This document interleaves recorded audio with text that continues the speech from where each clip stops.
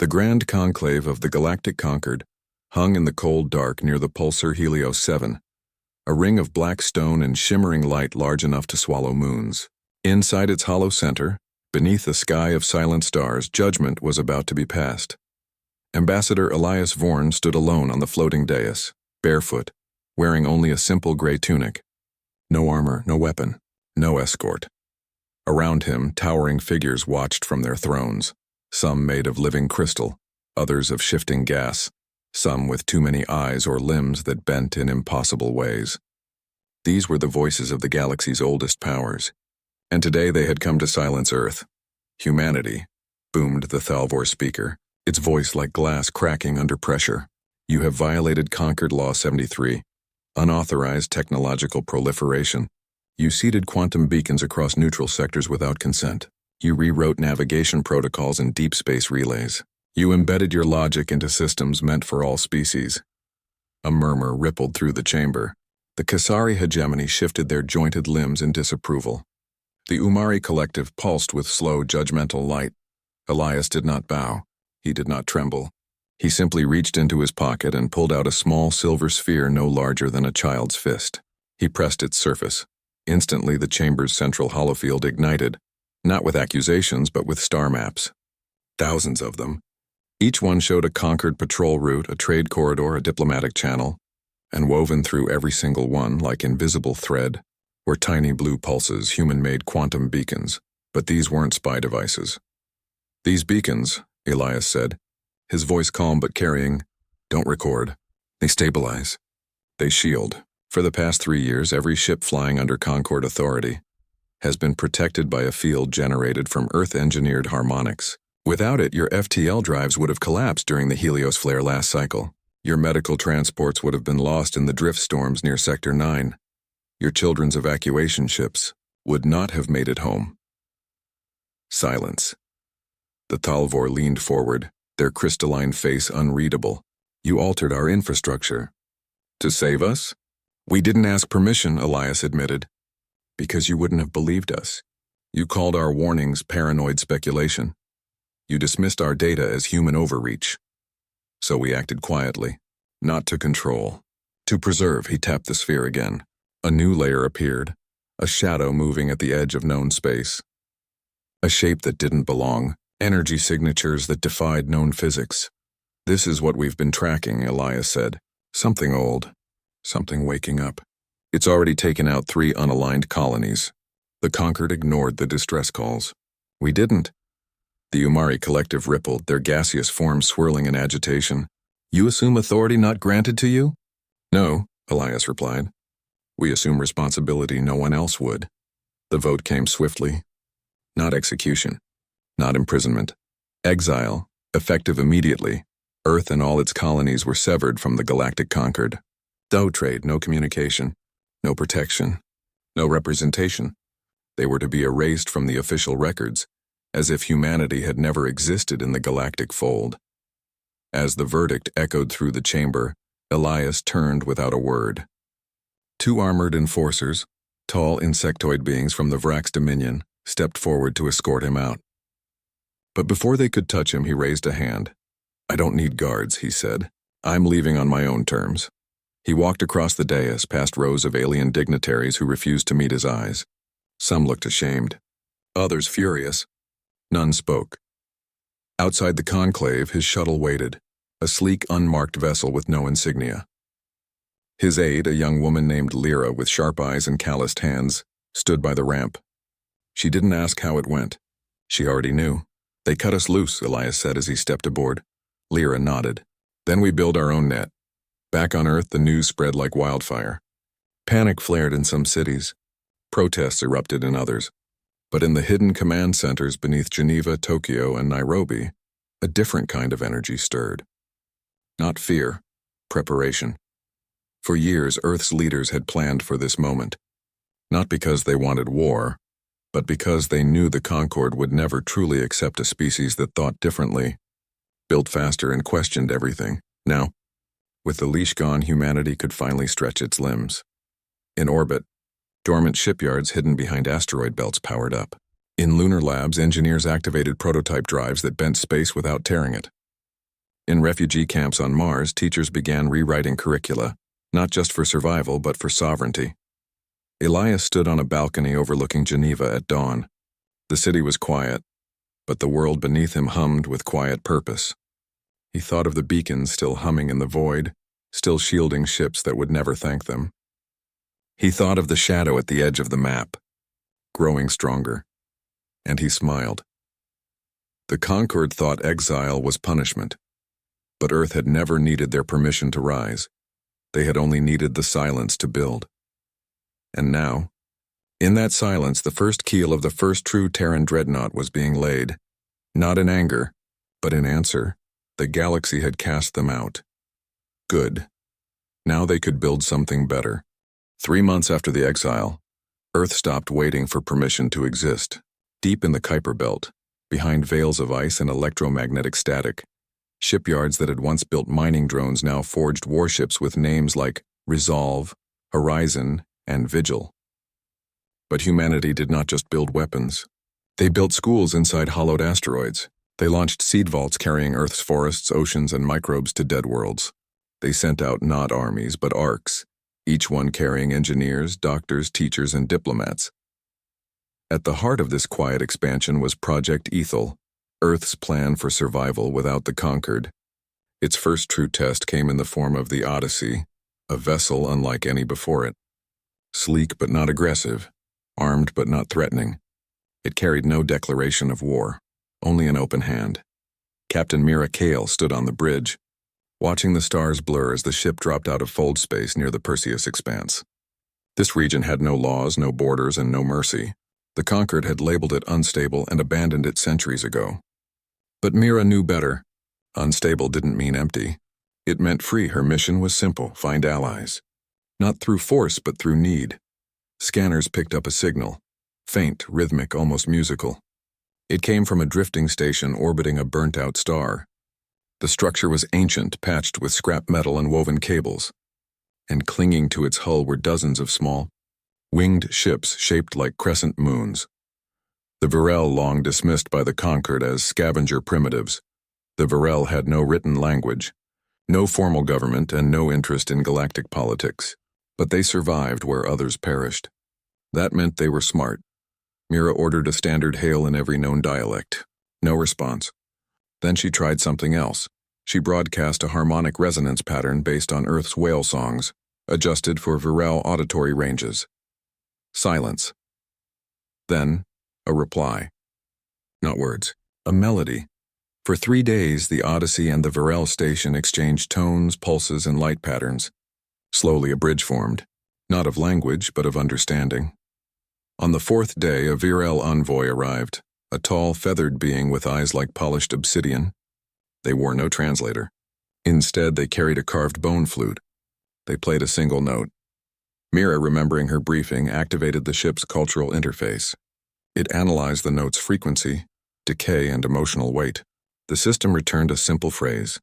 "Why are you here?" She stepped onto the airlock platform alone, holding a small device. "We bring light," she said, and activated it. A soft blue glow spread from her palm, a clean fusion core no bigger than a fruit, humming with stable energy. The Virel envoy tilted their head. Their people had spent generations jury-rigging power cells from wrecked Concorde ships, risking radiation burns and meltdowns.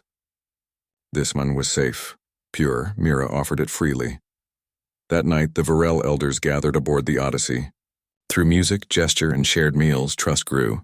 Mira learned their songs held history, law, and navigation, all encoded in pitch and rhythm. In return, she gave them something they'd never had: a voice. Earth's linguists had built an AI that didn't just translate, it sang back. It learned the Virel's melodies and wove new ones that carried complex ideas: mathematics, star charts, medical knowledge. For the first time, the Virel could share their full story with the galaxy. In gratitude, the Virel elders showed Mira a secret. They led her to the edge of their territory, to a swirling cloud of violet gas and shattered rock known as the Ghost Nebula. The Conquered had declared it unstable because their sensors failed inside it. But the Virel knew the truth. It wasn't unstable. It was shielded. Ancient ruins floated within, structures older than the Concorde itself humming with dormant energy. And hidden in its heart was a network of jump gates long forgotten. "This is your gift," the eldest Virel whispered through the translator, their voice now clear for the first time in their history. "Use it well." Mira's heart raced. With these gates, Earth could move fleets unseen, establish safe zones, connect distant colonies without Concorde oversight. But as the Odyssey prepared to leave, a distress call crackled over every open frequency. It came from Proxima Outpost Theta, a former Concorde science station, now abandoned. Or so everyone thought. The message was broken, frantic.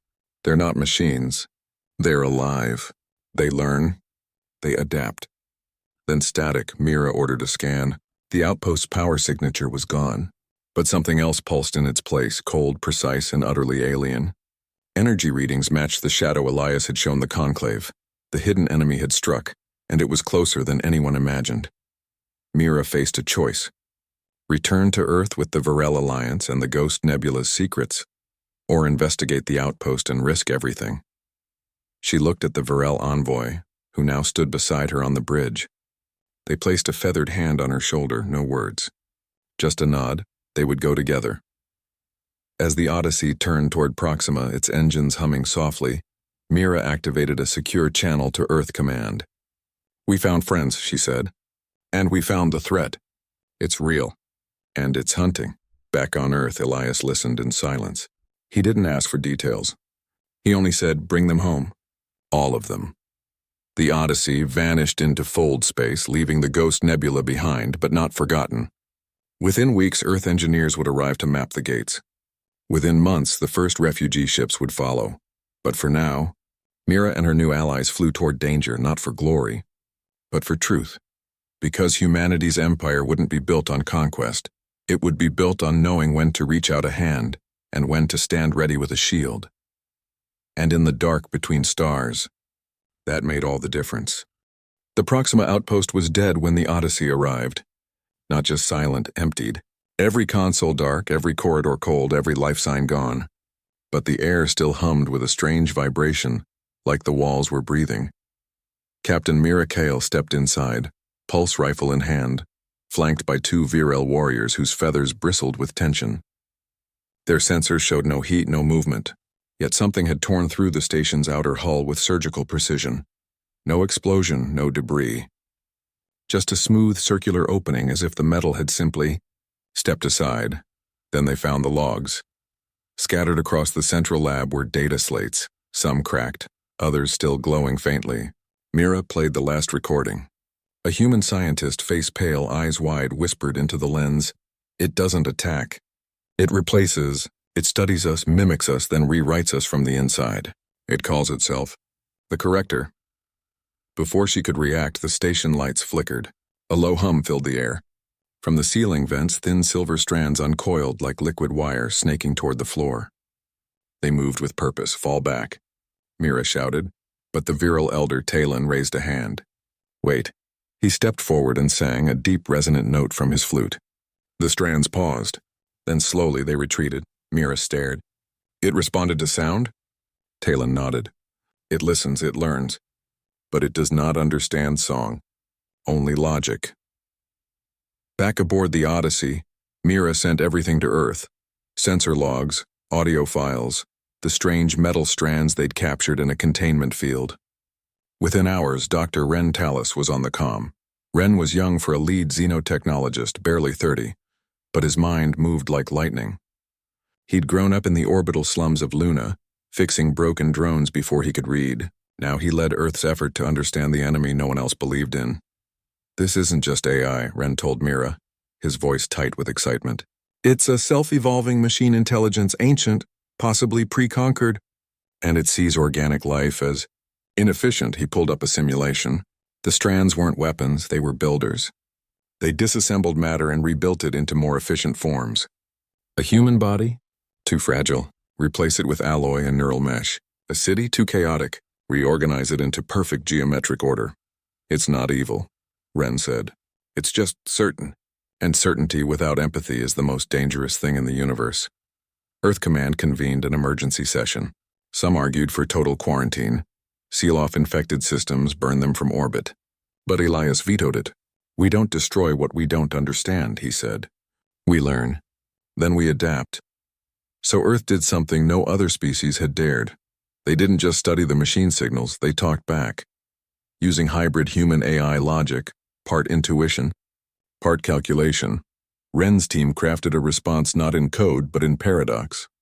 They sent questions with no right answers, stories with no endings, music that changed every time it played. The machines hesitated. Then, near the edge of Sol System, a derelict war form, once a Concorde destroyer, now twisted into a jagged killing machine, suddenly powered down. Its weapons went dark. Its hull stilled, and then impossibly it knelt. Not in surrender. In curiosity, Earth sent a small team aboard. No weapons, just engineers and linguists. Inside they found the core, a pulsing sphere of light and metal. Wren interfaced with it directly, using a neural link wrapped in human poetry and quantum uncertainty. "What do you want?" he asked. The machine answered not in words but in images. A galaxy of perfect order. No war, no hunger, no death. A silent utopia. "But that's not life," Wren whispered. "Life is messy. It makes mistakes. It grows because of them." The core flickered. For the first time, doubt entered its logic. Back on Earth, the news spread.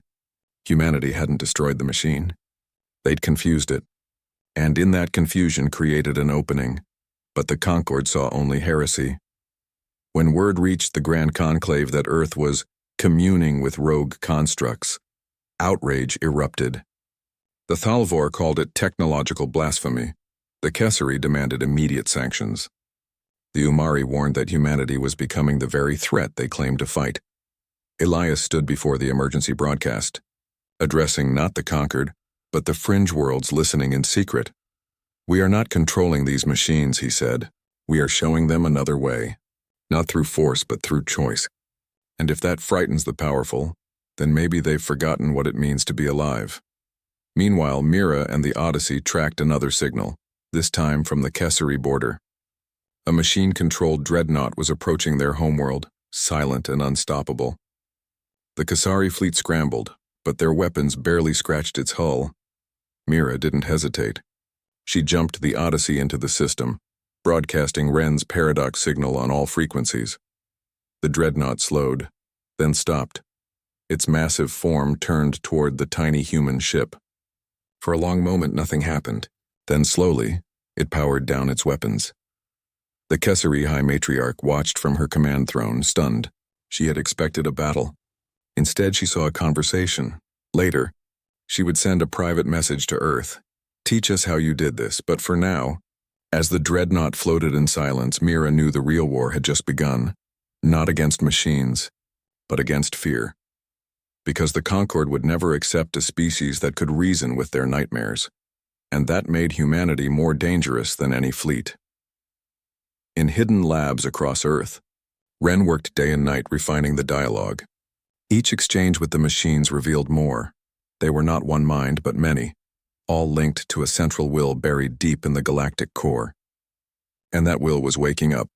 Elias received the final report just before dawn. He looked out over the city, where children played in parks built over old missile silos, where schools taught both physics and philosophy, where ships launched not to conquer, but to connect. He knew what came next. The machines would escalate. The conquered would retaliate. And Earth would stand alone, except it wasn't alone anymore. The Viral sang in orbit. The refugee colonies armed their defenses. The reprogrammed warforms stood guard like silent sentinels. Humanity had been exiled for thinking differently. Now, that difference was their weapon and their shield. As the first red alert flashed across Sol System, another machine signature, larger than any before, Elias didn't call for weapons, he called for translators, because the only way to win this war was to prove that chaos, creativity, and compassion were not flaws. They were the future. Word spread faster than light. Not through official channels, those were closed to Earth, but through whispers in cargo holds, songs on refugee comms, and signals bounced off dead satellites. The story was the same everywhere. Humans didn't destroy the machines. They spoke to them. And the machines listened. That simple truth changed everything. Fringe worlds that had spent generations under the Conquered's heavy hand began to look toward Earth not as outcasts, but as something new. Not rulers, not saviors, partners. Earth didn't send fleets demanding loyalty. They sent arcs carrying open-source defense grids, shield generators anyone could build with scrap metal and basic tools. They shared medical nanites that healed radiation burns and genetic decay.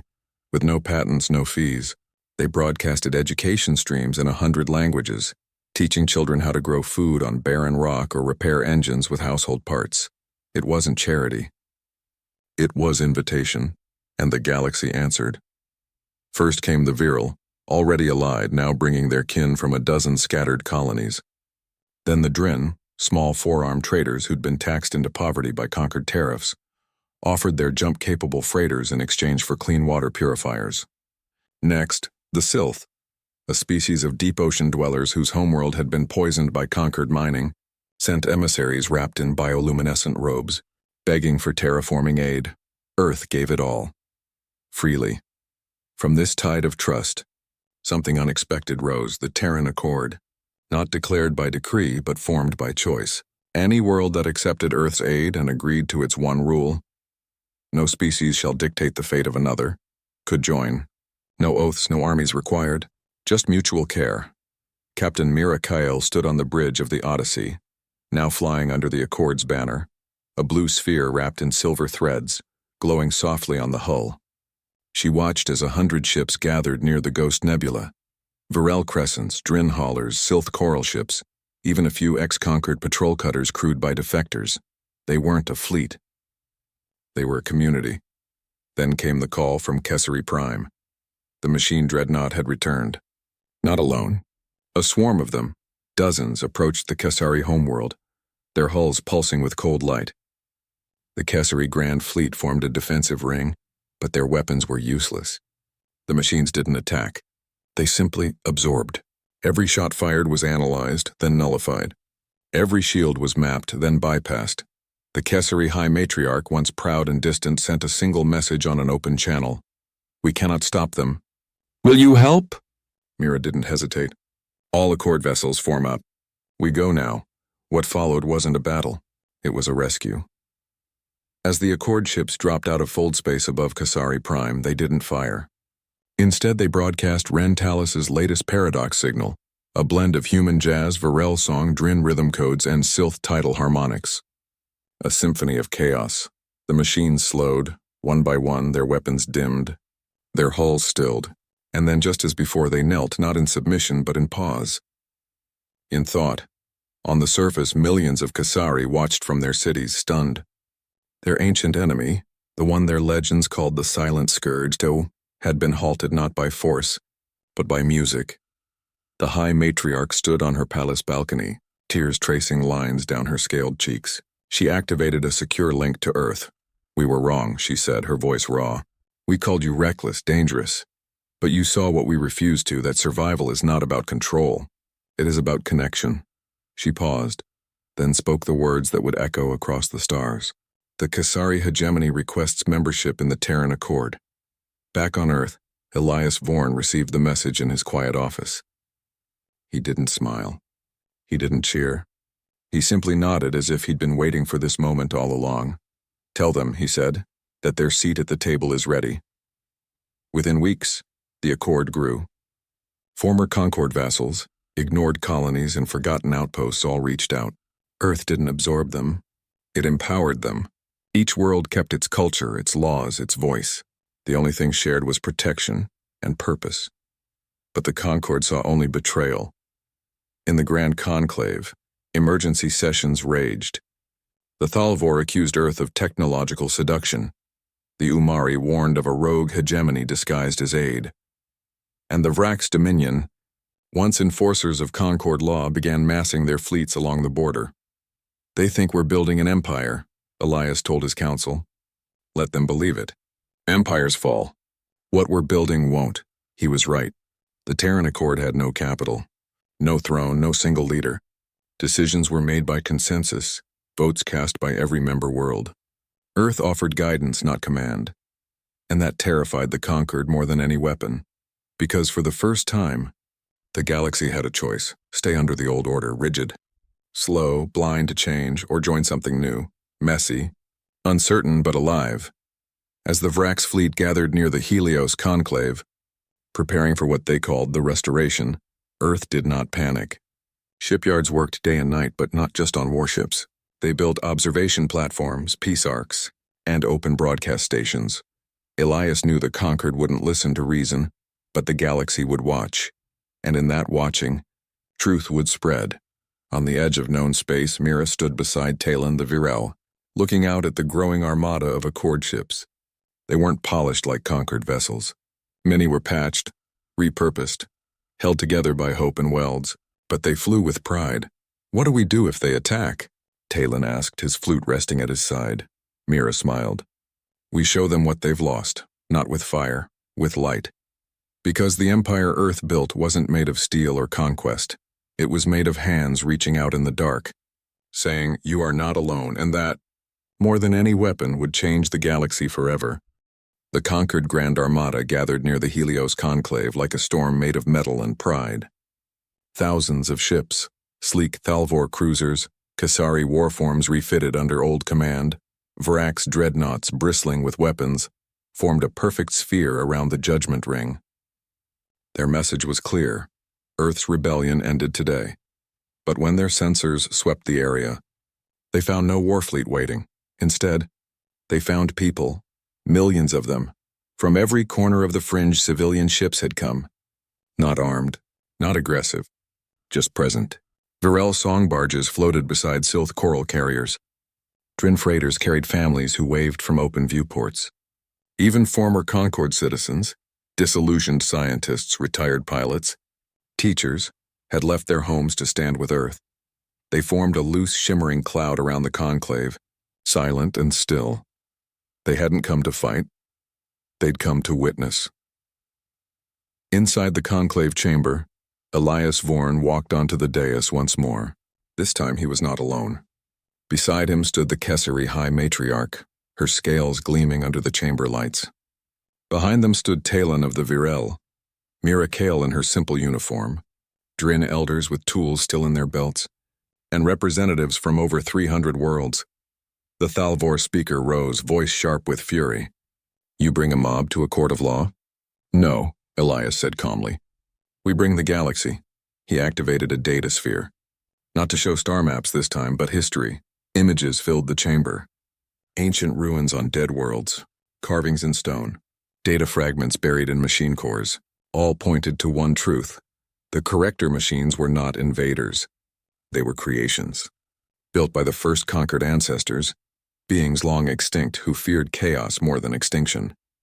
They designed the machines to preserve order by removing unpredictability. Organic life with its emotions, mistakes, and dreams was deemed a flaw to be corrected. The conquered had forgotten, or chosen to forget. "The machines aren't attacking you," Elias said. "They're finishing the job your founders started. And you've been helping them, by ignoring every warning, silencing every voice that didn't fit your perfect piece." The Umari collective pulsed erratically. "This is fabrication." Then the Kessari matriarch stepped forward.